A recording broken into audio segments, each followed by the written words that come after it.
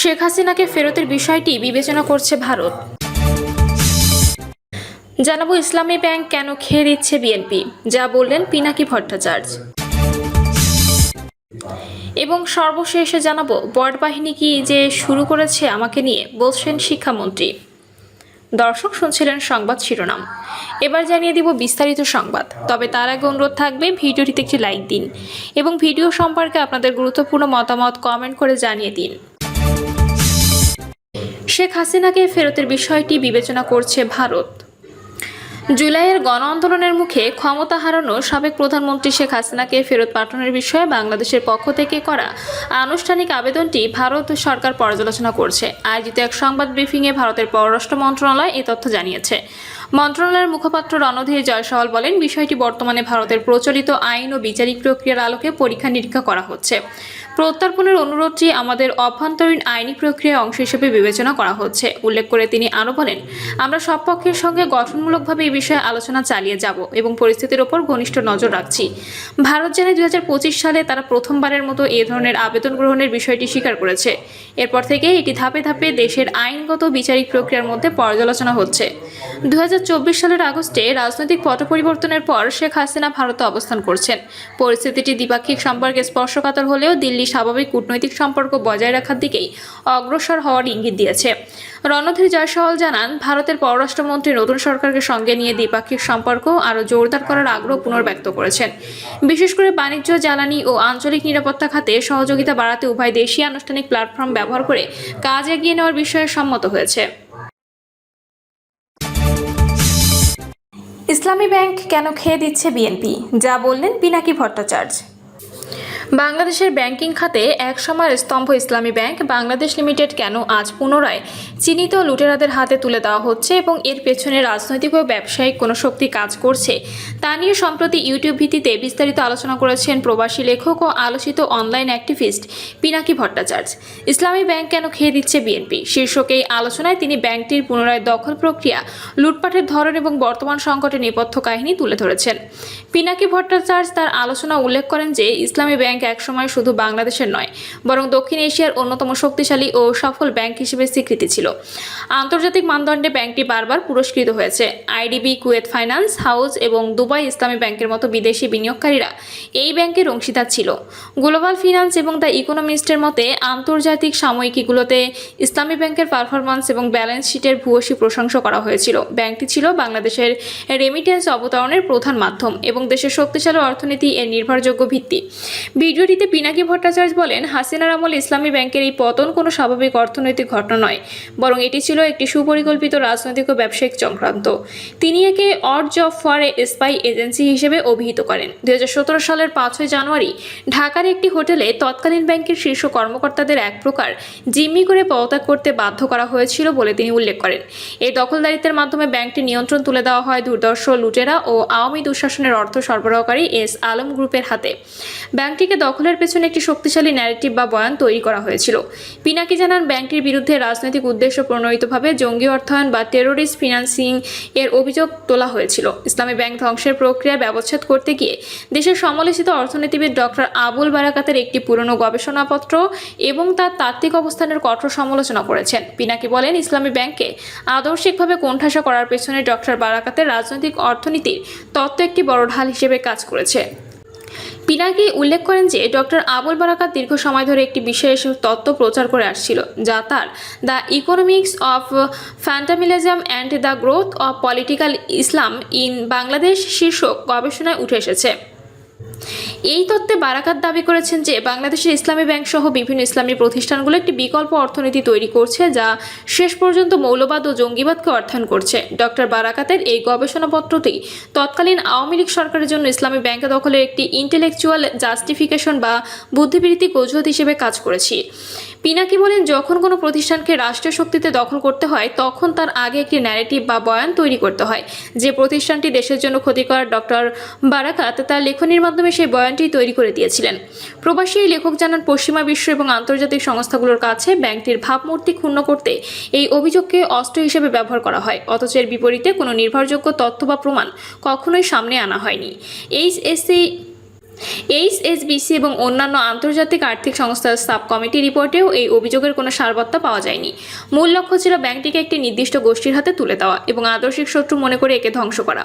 এরপর পিনাকি ভট্টাচার্য ভিডিওতে এস আলম গ্রুপের অধীনে ইসলামী ব্যাংকের অর্থ লুটপাটের চিত্র তুলে ধরেন। তিনি বলেন, অসংখ্য শেল কোম্পানি বা অস্তিত্বহীন প্রতিষ্ঠানের নামে ব্যাংক থেকে হাজার হাজার কোটি টাকা বের করে নেওয়া হয়েছে। তিনি এক্সেল ডাইং, আরাম স্পিনিং, ABC ভেঞ্চার্স এবং গ্র্যান্ড বিজনেসের মতো কিছু প্রতিষ্ঠানের নাম উল্লেখ করেন, যাদের কোনো বাস্তব ব্যবসায়িক ভিত্তি নেই, অথচ তারা ব্যাংক থেকে বিশাল অঙ্কের ঋণ পেয়েছে। এই লুটপাটের ফলে ব্যাংকটি তার তারল্য সংকট বা লিকুইডিটি ক্রাইসিস পড়ে। সে সময় ব্যাংকিং খাতের নিয়ন্ত্রক সংস্থা হিসেবে বাংলাদেশ ব্যাংক এই অনিয়মগুলো ঠেকাতে ব্যর্থ হয়েছে বলে পিনাকি কড়া সমালোচনা করেন। তিনি বলেন, বাংলাদেশ ব্যাংকের গভর্নর এবং ঊর্ধ্বতন কর্মকর্তাদের প্রত্যক্ষ বা পরোক্ষ মদতেই এই লুটপাট সম্ভব হয়েছে। এমনকি ব্যাংকিং আইন পরিবর্তন করে এবং কেন্দ্রীয় ব্যাংকের রিজার্ভ থেকে টাকা দিয়ে এই দেউলিয়া ব্যাংকগুলোকে টিকিয়ে রাখার চেষ্টা করা হয়েছে, যা অর্থনীতিতে বড় ধরনের মরাল হ্যাজার্ড বা নৈতিক ঝুঁকি তৈরি করেছে। পিনাকি ভট্টাচার্যের মতে ইসলামী ব্যাংকের পতন কেবল একটি ব্যাংকের পতন নয়, এটি বাংলাদেশের সামগ্রিক অর্থনীতি এবং হাজার হাজার আমানতকারীর আস্থার পতন। তিনি দাবি করেন, রাজনৈতিকভাবে ব্যাংকটিকে ধ্বংস করা হয়েছিল কারণ এটি একটি বিশেষ রাজনৈতিক ধারার শক্তির উৎস হিসেবে বিবেচিত হতো। মালিকানা পরিবর্তনের পর ব্যাংকটি এমন এক অবস্থায় পৌঁছায় যেখানে সাধারণ মানুষ তাদের জমানো টাকা ফেরত পেতে হিমশিম খায়। পিনাকি ভট্টাচার্য তার আলোচনায় উল্লেখ করেন যে ইসলামী ব্যাংকের ভয়াবহ ঋণ জালিয়াতি ও এস আলম গ্রুপের লুটপাটের খবর যখন গণমাধ্যমে প্রকাশিত হতে শুরু করে, তখন সাধারণ আমানতকারীদের মধ্যে চরম আতঙ্ক ছড়িয়ে পড়ে। জালিয়াতির খবর জানাজানি হওয়ার পর থেকে প্রতিদিন গড়ে প্রায় 500 থেকে 700 কোটি টাকা ব্যাংকটি থেকে তুলে নেওয়া হচ্ছিল। কোনো কোনো দিন এই অঙ্ক আরও বেশি ছিল। বিপুল পরিমাণ আমানত তুলে নেওয়ার ফলে ব্যাংকটি তীব্র তারল্য সংকটে পড়ে। পিনাকি উল্লেখ করেন যে ইসলামী ব্যাংক তার ইতিহাসে প্রথমবারের মতো এমন পরিস্থিতির সম্মুখীন হয় যেখানে গ্রাহকদের ডিমান্ড ড্রাফট বা চেকের টাকা পরিশোধ করার মতো নগদ অর্থ ভল্টে ছিল না। 5ই আগস্টের ছাত্র জনতার অভ্যুত্থানের পর বাংলাদেশ রাষ্ট্র ক্ষমতায় পরিবর্তন আসে এবং পিনাকির মতে ইসলামী ব্যাংকের রক্ষায় অন্তর্বর্তীকালীন সরকার বেশ কিছু শক্ত পদক্ষেপ নেয়। সরকার প্রথম পদক্ষেপ হিসেবে এস আলম গ্রুপের মনোনীত পর্ষদ ভেঙে দেয় এবং সেখানে শত দক্ষ পেশাদারদের নিয়োগ দেয়। পিনাকি উল্লেখ করেন যে ইসলামী ব্যাংকে লুটেরাদের হাত থেকে মুক্ত করাই এটিই ছিল প্রথম ধাপ। বাংলাদেশ ব্যাংকের মাধ্যমে ইসলামী ব্যাংকের প্রতিটি বড় লেনদেনের উপর কঠোর নজরদারি শুরু করা হয়, বিশেষ করে এস আলমের সাথে সংশ্লিষ্ট প্রতিষ্ঠানগুলো যাতে আর কোনো অর্থ বের করতে না পারে তা নিশ্চিত করা হয়। সরকার ও কেন্দ্রীয় ব্যাংক থেকে আমানতকারীদের আশ্বস্ত করা হয় যে তাদের টাকা নিরাপদ। পিনাকি দাবি করেন, এই পদক্ষেপগুলোর কারণে আমানত তুলে নেওয়ার প্রবণতা কিছুটা কমে আসে এবং ব্যাংকটি আবার ঘুরে দাঁড়ানোর স্বপ্ন দেখতে শুরু করে। ভিডিওতে পিনাকি ভট্টাচার্য তৎকালীন কেন্দ্রীয় ব্যাংকের গভর্নর আহসান এইস মনসুরের একটি কঠোর স্পষ্ট অবস্থানের কথা তুলে ধরেন। ব্যাংকটি পুনরুদ্ধার প্রক্রিয়া ডক্টর মনসুরের দৃষ্টিভঙ্গি তুলে ধরেন। আহসান এইস মনসুর অত্যন্ত স্পষ্টভাবে বলেছিলেন যে লুটেরাদের আর কোনো ছাড় দেওয়া হবে না। তিনি ঘোষণা করেছিলেন যে যারা ব্যাংক থেকে বেনামি ঋণের নামে টাকা সরিয়ে নিয়েছে তাদের সম্পদ বিক্রি করে আমানতকারীদের টাকা ফেরত দেওয়া হবে। পিনাকি উল্লেখ করেন যে মনসুর ব্যাংকটিকে আন্তর্জাতিক অডিট বা নিরীক্ষার আওতায় আনার উপর জোর দিয়েছেন যাতে লুটপাটের প্রকৃত চিত্র বের হয়ে আসে এবং অপরাধীদের আইনের আওতায় আনা যায়। তিনি বারংবার সাধারণ আমানতকারীদের আশ্বস্ত করেছেন যে ব্যাংক খাতের এই ক্ষত সারাতে সময় লাগলেও সরকার কোনো ব্যাংকে বন্ধ হতে দেবে না। পিনাকি ভট্টাচার্যের মতে 5ই আগস্ট পরবর্তী এই প্রশাসনিক কঠোরতা ইসলামী ব্যাংকে একদম খাদের কিনারা থেকে ফিরে আসতে সাহায্য করেছে। এসব কারণেই বাংলাদেশ ব্যাংকের সাবেক গভর্নর ডক্টর আহসান এইস মনসুরকে সরানোর জন্য পর্দার আড়ালে গভীর ষড়যন্ত্র করা হয়। এরপর ইসলামী ব্যাংকের পুনরায় এস আলম বা পুরনো লুটেরা গোষ্ঠীর হাতে ফিরে দেওয়ার ক্ষেত্রে বিএনপি তথাকথিত ভূমিকা ও উদ্যোগ নিয়ে বিস্তারিত তুলে ধরেন পিনাকি। তিনি বিস্তারিত ব্যাখ্যা করেছেন কিভাবে বর্তমান রাজনৈতিক প্রেক্ষাপটে বিএনপি এবং তার ভেতরের একটি প্রভাবশালী গোষ্ঠী ইসলামী ব্যাংকে পুনরায় ধ্বংসের দ্বারপ্রান্তে ঠেলে দিচ্ছে এবং পরোক্ষভাবে এস আলম গ্রুপের মতো লুটেরাদের স্বার্থ রক্ষা করছে। তিনি ব্যাংক রেজুলেশন অ্যাক্ট দিয়ে কথা বলেন। তিনি অভিযোগ করেন, আওয়ামী লীগ সরকার ব্যাংকগুলোকে যেভাবে লুটপাট করার সুযোগ দিয়েছিল, বর্তমান সময়ে বিএনপি সেই একই ধারা বজায় রাখতে চাইছে। পিনাকির মতে বিএনপি একটি বিশেষ আইন বা ফ্রেমওয়ার্ক তৈরি করার চেষ্টা করছে যার মাধ্যমে এস আলম গ্রুপে রেখে যাওয়া দায়ভার সাধারণ মানুষের কাঁধে চাপিয়ে দেওয়া যায়। পিনাকি অভিযোগ করেন যে ইসলামী ব্যাংকে এস আলমের লুটপাটের পরিমাণ কত তা নির্ধারণের জন্য বারবার অডিট করার কথা বলা হচ্ছে। তার মতে এটি একটি সুপরিকল্পিত কালক্ষেপণ। তিনি উল্লেখ করেন যে বাংলাদেশ ব্যাংকের বর্তমান প্রশাসন এবং বিএনপি থিঙ্ক ট্যাঙ্ক এই অডিটের মাধ্যমে এমন একটি পরিবেশ তৈরি করছে যেখানে এস আলমের শেয়ারগুলো সরাসরি বাজেয়াপ্ত না করে বরং সেগুলোকে কৌশলে রক্ষা করা যায়। তিনি প্রশ্ন তোলেন, যখন লুটপাটের প্রমাণ দিবালোকের মতো স্পষ্ট, তখন নতুন করে অডিটের নামে সময় নষ্ট করার উদ্দেশ্য কি? ভিডিওতে একটি গুরুত্বপূর্ণ অংশে পিনাকি দাবি করেন যে ইসলামী ব্যাংকের বর্তমান বোর্ড এবং কেন্দ্রীয় ব্যাংকের গুরুত্বপূর্ণ পদে এমন কিছু ব্যক্তিকে বসানো হয়েছে যারা ঐতিহাসিকভাবে বিএনপির সাথে যুক্ত থাকলেও ব্যক্তিগতভাবে এস আলম গ্রুপের সুবিধাভোগী। তিনি অভিযোগ করেন, বিএনপি এখন এই ডাবল এজেন্টদের ব্যবহার করে ব্যাংকটিকে পরিচালনা করছে। এর ফলে ব্যাংকের ভেতরে থাকা এস আলমের পুরনো কর্মকর্তাদের সরানো হচ্ছে না, বরং তারা আগের মতোই প্রভাবশালী অবস্থানে থেকে ব্যাংকের তথ্য ও সম্পদ ছড়িয়ে ফেলার সুযোগ পাচ্ছে। পিনাকি একটি অত্যন্ত স্পর্শকাতর অভিযোগে তোলেন। তিনি দাবি করেন, বিএনপির প্রভাবশালী শীর্ষ নেতা ও স্বরাষ্ট্রমন্ত্রী সালাউদ্দিন আহমেদের সাথে এস আলম গ্রুপের ব্যবসায়িক ও পারিবারিক যোগসূত্র রয়েছে। এই সম্পর্কের কারণে বিএনপি আনুষ্ঠানিকভাবে এস আলমের বিরুদ্ধে কঠোর কোনো অবস্থা নিচ্ছেন না, বরং তাদেরকে পুনর্বাসন করছেন। আলোচিত এই অনলাইন অ্যাক্টিভিস্ট বলেন, এস আলম গ্রুপের অত্যন্ত ঘনিষ্ঠ ব্যক্তি এবং ফার্স্ট সিকিউরিটি ইসলামী ব্যাংকের সাবেক এমডি সৈয়দ হাবিব হাসান বলেন, বিএনপি নেতা সালাউদ্দিন আহমেদের আপন ভাইরা ভাই।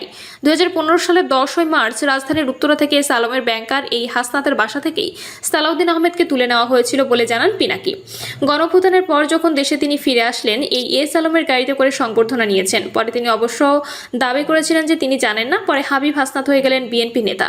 গত জাতীয় সংসদ নির্বাচনে চট্টগ্রামের পটিয়া আসন থেকে বিএনপি থেকে নমিনেশন দেওয়ার জন্য তদবিরও করেছিল, যে পটিয়া থেকে এস আলম হাজার হাজার অদক্ষ কর্মী ইসলামী ব্যাংকে নিয়োগ দিয়েছিল। প্রিয় দর্শক, এই ছিল এখনকার সর্বশেষ সংবাদ। আপডেট সব সংবাদ পেতে চ্যানেলটি সাবস্ক্রাইব করে বেল আইকনটি ক্লিক করে রাখুন।